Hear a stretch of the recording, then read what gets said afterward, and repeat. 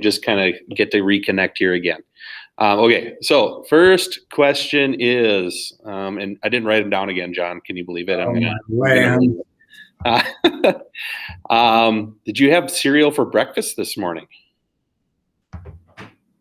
No one. How about? John. See, I've got your kind of. No, I'm just kidding. How about we'll stick on the food kind of thing? How about who had did you have a salad for lunch today? Seriously? Wow. Okay, you guys are really hard. We got to get one down. How about this?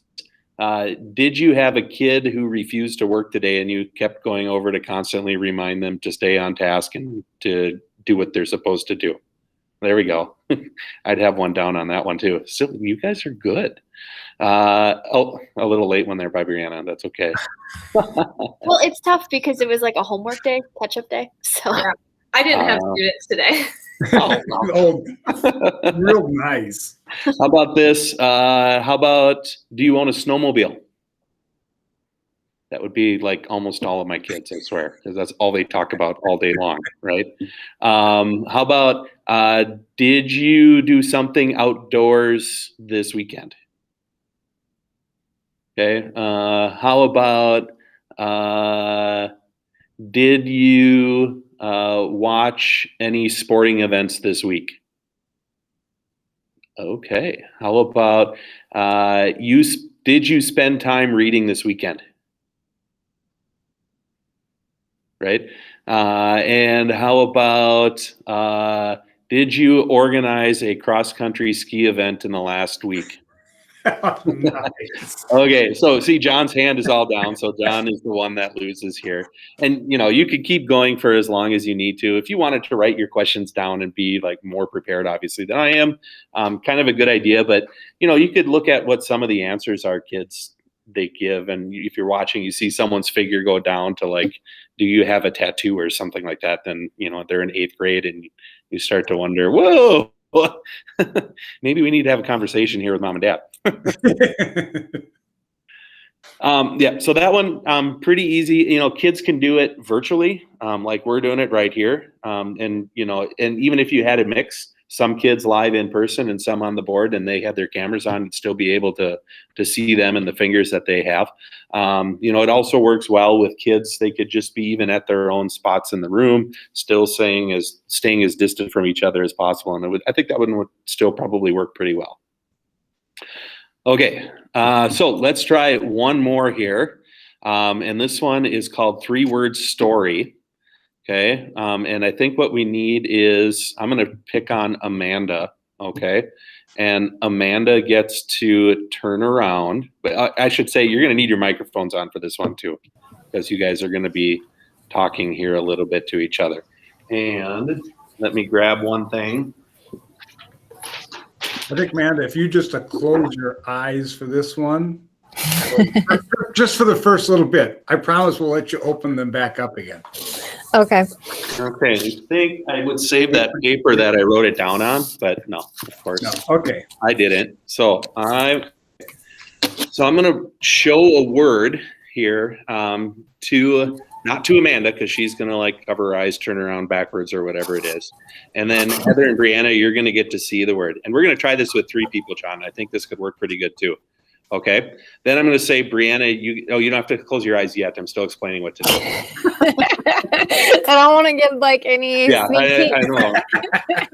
I'm going to put a word on this piece of paper, and then I'm going to hold it up to my camera. Okay. And then Brianna and Heather, you'll know what the word is, but Amanda won't.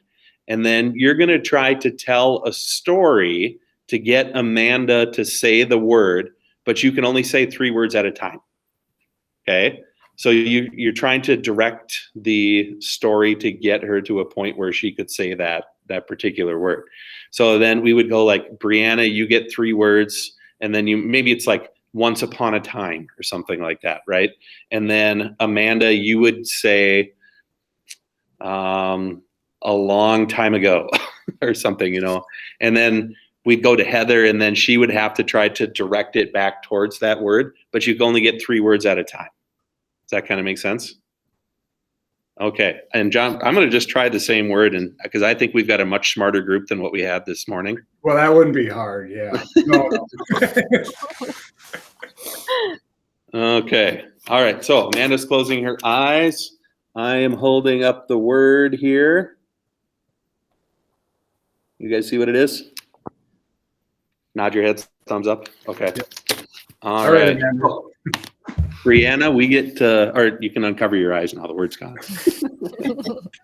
Hey, so Brianna, you get to start.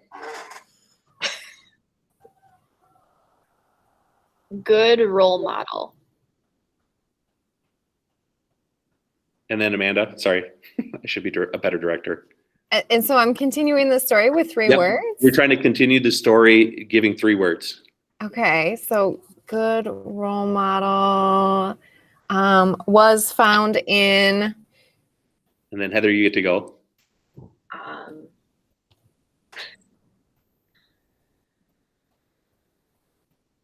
The book I. And then I think we should just keep bouncing back to Amanda every other one. I like that idea. Yeah. The book I read last night. This is hard. This is so hard. This is hard. Okay, there's 3. No, I'm just kidding.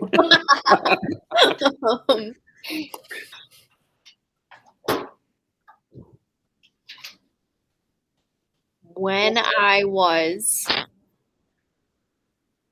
And Amanda. In the classroom. And felt down. I looked online. for some guidance Ooh. And found, I might have the word.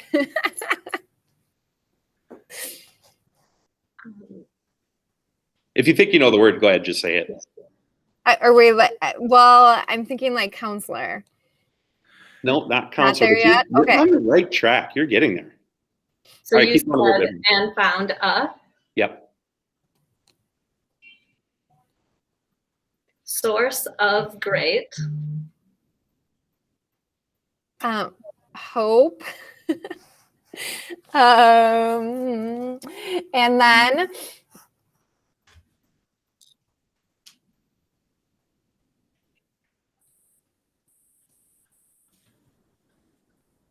continued to search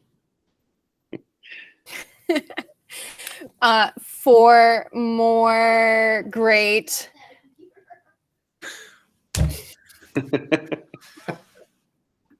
advice and guidance.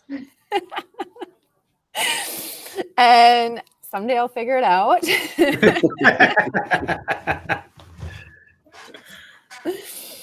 I really don't know what I'm supposed to say. For great guidance and discovered something. and discovered something. Those are your words. Okay. Mm-hmm. Discovered something wonderful that helped. Ooh. Helped. Can we let Heather add 3 here and just kind of build that because you both know? Yeah. So you said, what was the last word? Helped. Helped. What were your 3 words actually? How did I phrase it even? Found something wonderful that helped. Those were the 6 or 4.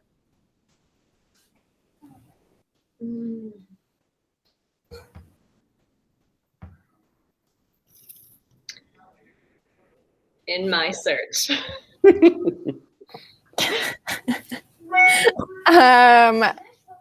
For something wonderful. Do we want to pull the plug here, or are we struggling? Yeah, I think so. And You were getting so close. Yeah, you were. Yeah. I'm like super curious. What is the word? You want to tell them? Go ahead. Inspiration. Oh, yeah.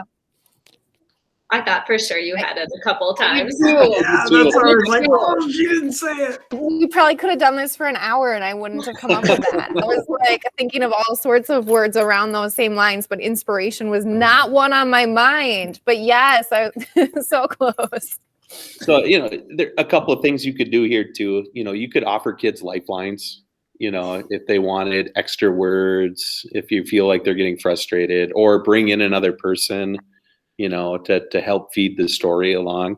I also think this would work pretty good as related to content.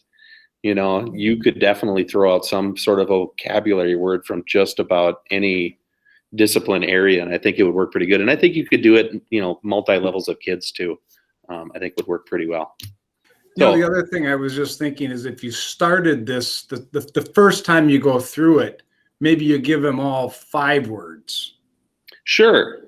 So that they get a little more context to get started. And then once they've kind of got the hang of the game, then shrink it down to 3 words. Mm-hmm. I know I was talking to my aunt about words one time, and she talked about this exercise, and I didn't understand what she was talking about until we did it with Carl Hooker. Mm-hmm. But so there's a perfect, I think, segue, John, into showing them where we get these ideas from. Yes, because Jeremy, we didn't make them up. We are really bright, but we're not this bright. So if you've been to a conference at some point in the last couple of years, especially if it was a TIES conference, you probably saw Carl Hooker, or at least saw him on the agenda. And so Carl is a pretty fantastic speaker, and Jeremy and I had an opportunity to sit in on a session with him, and he shared this resource, and so we stole it and are sharing it more. So it's just a spreadsheet, essentially, but it's got multiple tabs, and it's a spreadsheet of icebreakers, and you can see that he's got it broke down by remote learning groups, size, partners, and things like that. And then when you go into one of the tabs, then there's a lot of content there that talks about the name of it, number of players that you would have, location, room setup, some directions. And then some of these have materials and also YouTube videos that go with how you would implement this or how you could use it. Or it might be a video of a group actually playing the game so you understand how the game works. Like the 3-word story one, actually, he pulled from Jimmy Fallon. And so there's a clip of Jimmy Fallon playing it with Brendan Cumberbatch. And it's kind of humorous. We didn't show that to you to get started with, but that would be another thing. If you wanted to demonstrate it, you could show them the clip beforehand too. The other thing with this is that there's a whole myriad of games to play, icebreakers to play. Some require you to be in the same room and some don't. And that's one of the reasons we thought this would be kind of nice to bring up, is that because it's so varied, you have the opportunity to try some different things with your students. And they seem to work pretty well. And I slid that way too far over. They also solve some critical skills that are identified that you could maybe play with to try and develop some of these problem solving and other activities like that. So this is linked in the document, or excuse me, in the calendar invite, and I'll throw the link in this description. And I've also put it up. I'm going to post these videos and I'll put it up on that post also. So any questions or thoughts you have at this point? So my classes are coming back full-time next week, and I want to involve more movement, but also maintaining social distance in gameplay. Any suggestions? I think one that I think would work and involves some movement would be, do you remember at one of the Lake Ekmex, we did a really large paper, rock, scissors competition? Mm-hmm. I don't know if you were at that one or not, but it would be, Yeah, so you just start, two people that are somewhat near each other, do paper, rock, scissors, and then one wins, one loses, and then you get the winners to kind of pair up. Hey, I'm with you, and you wouldn't have to stand next to each other to do it. That could be kind of an interesting one, and allow them to be somewhat active, but yet maintain somewhat of a distance. Mm-hmm. Okay, I like that. That's fun. There was the one, Jeremy, where we had to make wasn't a handshake, but it was a because we did the bacon wave. It was kind of like a greeting. You get together for a small amount of time. It's in there. Yeah. What was that one called though? You get together with a small group and you're talking for a couple of minutes, and then your group does they create some sort of a symbol, or for your group, right? I don't want to say like a gang symbol or something like that, but I don't know, whatever our group decided that we were going to do the bacon, and we kind of made this motion like a bacon. And then whenever you would switch around groups, if you passed someone that was in your group before, you had to greet them using whatever your group's symbolic greeting was. And so we'd go like and do the bacon thing. And Carl thought that was just so funny. And then when John ran into him in the elevator later in the conference, what happened? Yeah, so I greeted him with the bacon. He was just like, "Yeah, all right." And actually, I ran into him. I think it was out of Ties then, or not at ISTE out in Philly, because he was at the karaoke night, and we bacon waved there too. So I'm thinking of another one here too that would be pretty good. I'm trying to look for it on that document though. It's called Reverse Charades. Would be kind of a fun one too. And it's kind of like oh shoot, I don't want to try to explain it when I know it's there. I'm not sure if it's a large group or a small group one.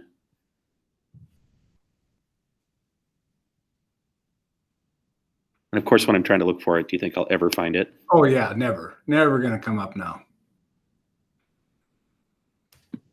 I might have noticed it in the pairs and triads. Pairs and triads? Maybe. Because yeah, I think what you would do is you would get together with a smaller group. Yeah, reverse charades.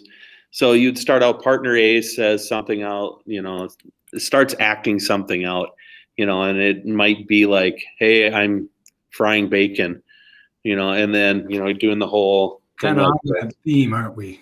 Right. And then the second person, hey, what are you doing? And then partner A says totally something different than what they're doing. Like, I'm kicking a soccer ball. So then that person B has to start pretending like they're kicking a soccer ball till person C comes over to them and says, I'm washing dishes, even though that's not what they're doing. So now the next person has to wash dishes and try to go back and tell that first person now what to do. And you could kind of keep that going. You could even snake your way through a classroom, I bet, kind of with something like that too.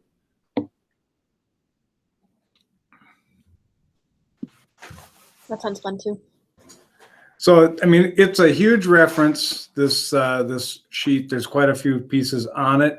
I did put the link to it in the chat if you didn't find it in the calendar invite. It is Carl's sheet. We're just using it and sharing it. So you can certainly make a copy of it for yourself, but you won't get any updates. And I don't know how often he's updating it any longer, but he was updating it pretty regularly. And obviously he added the stuff for distance learning, which he didn't have when Jeremy and I sat in on his session, because distance learning was only something done for ITV classes. Nobody else needed to do that. Now everybody gets to do it. So lucky us. Right. But I just, we just kind of thought that this was a perfect time to try and come up with some of these things to share. As kids are coming back and they're not back fully, really. And I don't know if I see a lot of nods going, you got the same kind of experience. I mean, Paige said, this is just stupid. I have to tell them to visit among themselves. They can't go 5 minutes without their cell phone after school. Yeah. Like I try to enforce 5 minute, just talk to with your classmates, and they can't do it. No. Yeah. It's concerning. It really is. I think we're in for a rough spring. So I'm kind of thinking we might have the same problem when we have a all together brought back staff meeting someday. right. Will staff know how to interact with one another? Well, we just do the bacon. It'll be fine. That's right. All right. I'm going to stop. Are there any questions that we haven't answered that you're burning to get answered? Look at this. We've done a great job, Jeremy. Yep. Way to go, John. Got ourselves. Yes. Good job. So how do I stop this again? Oh yeah, go down here. So I'm going to stop